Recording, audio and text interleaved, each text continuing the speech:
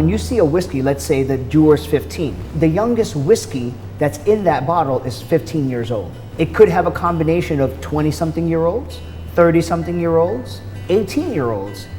As long as the youngest whiskey that's put in is 15, then you're allowed to put an age statement on that bottle. Okay. Are they aiming for consistency?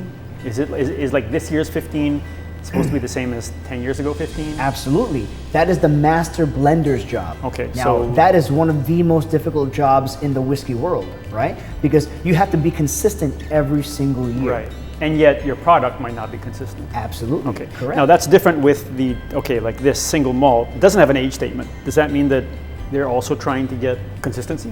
Well, their consistency comes for the fact that it is a single malt, which means all the whiskeys only come from one distillery, which is Tomatin. Okay. So in that sense, it's easier for them to create a consistent profile because all their whiskeys just come from their distillery. Okay. As opposed to Dewar's, which they'll have maybe 2 or 3 different whiskeys that come from different distilleries. Okay, but unlike winemakers, as an example, they don't own their vineyards. They are buying maybe from generations old partners, but they don't own the vineyard themselves. Or yeah. Okay.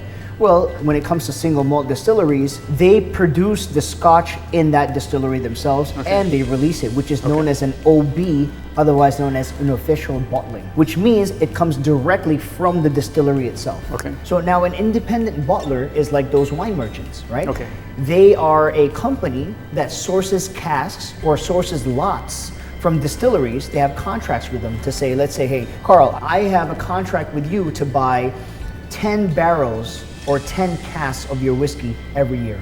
And we're gonna do that for 10 years. Okay. Would you tell me how to make it, or would you just take what I do? No, I take what you have. Okay. So whatever you did, whatever you aged in those casks, I'll do a sampling.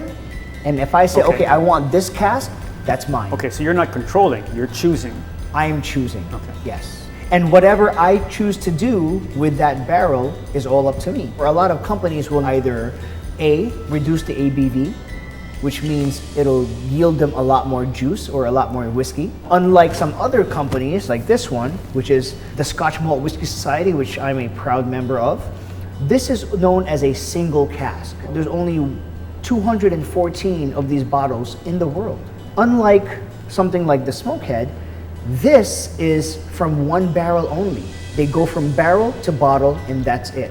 Now, as you can see, the Smokehead is a little bit lower on the ABV side. It's 48, while this is at 53, which goes to show you that they might have added a little bit more water into the bottle, so that way they could extend the whiskey a little bit more, as opposed to this, which is a single cask whiskey. Now we have something like this, which is the Big Pete, which is another IB, but this is the Big Pete Manila edition. Now this was bottled specifically for the Philippine market. This is at 48% ABV.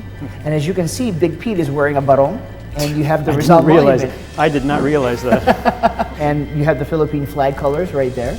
So this is another IB from Douglas Lane Distillers. This is what's known as a blended malt. It's a blend of single malts. In this situation, they all come from Isla. And they actually tell you the formula right there on the bottle. It's got whiskeys from Ardbeg, Kalayla, Bulmore, and Port Ellen. So those 4 distilleries create Big Pete. Okay, so they're clear about where they come from. They're not. They're not, yes. Any particular reason why? Could just be a trade secret. Okay. Keep everybody guessing, right? Okay. And as I said, this bottle is specifically for the Manila market. You can get this at singlemalt.ph. It's a very, very beautiful bottle. I've tried this myself. It's a great whiskey. For a blend of single malts, it's a delicious, delicious whiskey. Okay. Okay? Okay.